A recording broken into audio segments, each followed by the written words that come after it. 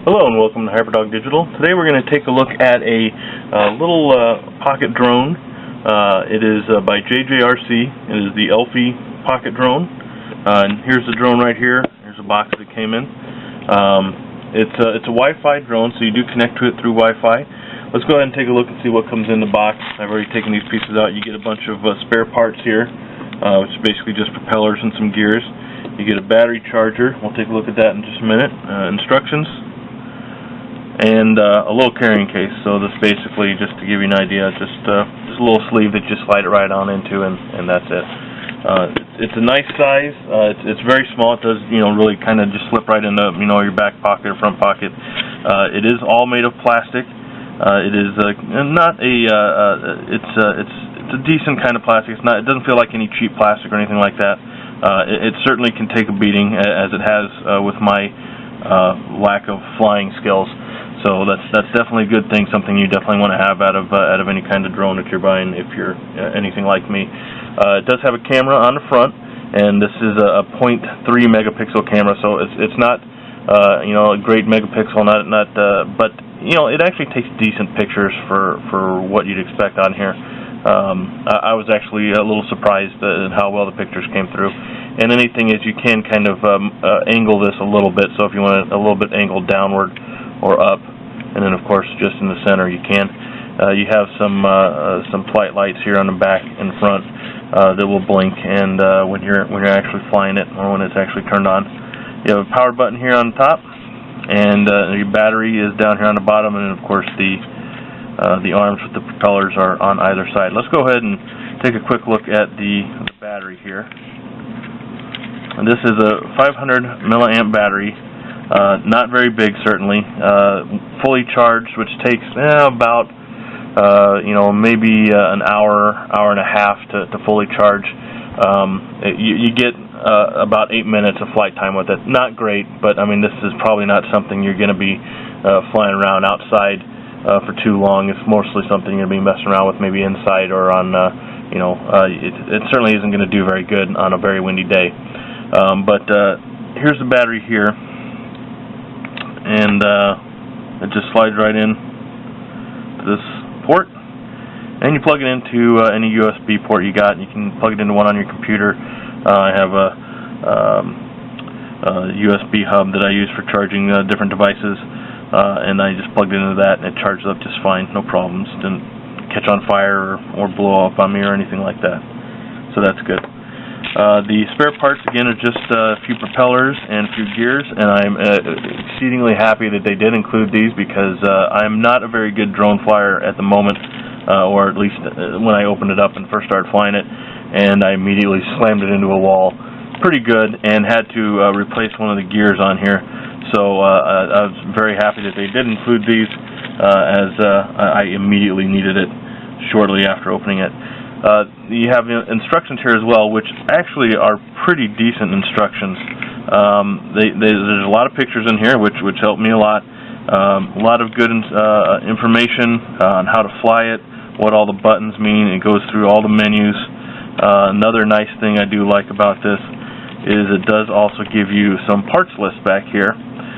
So if you do need to purchase some extra parts or anything like that, then that should help you out a little bit, going to their website and getting the right parts that you might need to fix it. And of course, here's these are the pictures on the front page there, and on the back you have actually what it's called, so you can more easily order new parts if you need to, and I probably will at some point.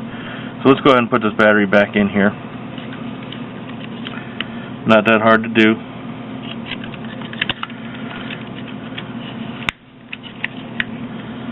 This guy, there you go, and we'll pop out the propellers so you can see what it looks like when it's fully ready to fly. There you go. Now, to fly this, you do have to download an app, and in this case it is an app called JJRC, and JJRC. And you can find that there's a QR code within the instructions, so you can get to it that way, or you can just go to the App Store and download it from there as well. Let's go to our wireless. Turn this on and you can see the lights start blinking. They do slow down when it actually starts the Wi-Fi, and you should see it pop up here on my phone.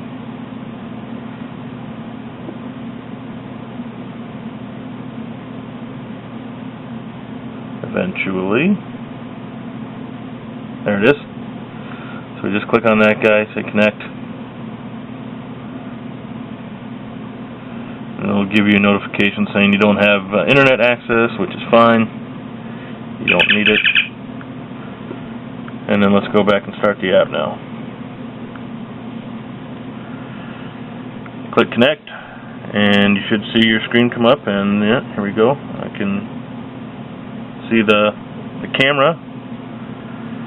Turn it on, and then the altitude hold here makes it a little bit easier to fly, allegedly. And then turn that on and you're ready to go. Now I'm not actually going to kick it off right here because I am not a very good flyer still, and I'd probably slam it right into the camera and then off into some other wall and have to do some more repair work.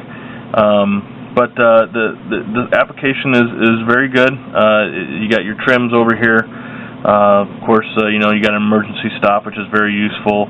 You got your camera, your movie camera. I'm not going to go through all of these because there's really a lot of stuff that you can look at on here. So it's pretty cool. You actually have a camera that you can turn on for doing you know, VR or 3D there, which I think is pretty neat as well. But I haven't used that either. So that's it. There's really not much else to the software, not much else to the drone.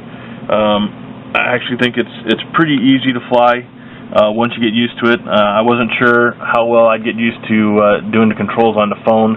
I think it's a little easier tactile-wise to use a physical controller. But once I got used to it, I was actually able to control it pretty good.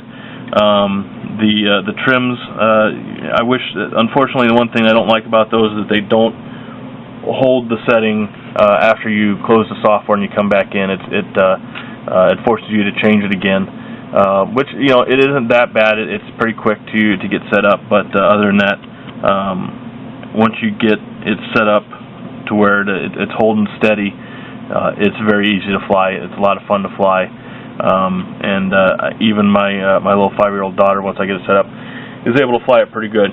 She does actually beat it up as well, which is a testament to how tough this guy is.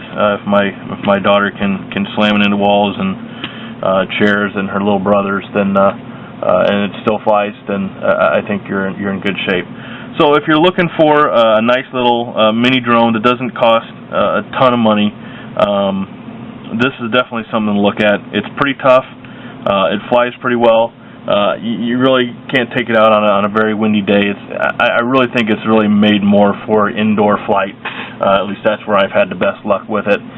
But you can certainly take it outside and try it if it's not very windy. But it's been a lot of fun. It stood up well to my abuse, and just a lot of fun. So if you're looking for a little drone like this, you don't want to spend a lot of money, definitely check this out. And I guarantee you it'll be a lot of fun for you. Thanks again for joining us here at HyperDog Digital, and we'll see you again next time.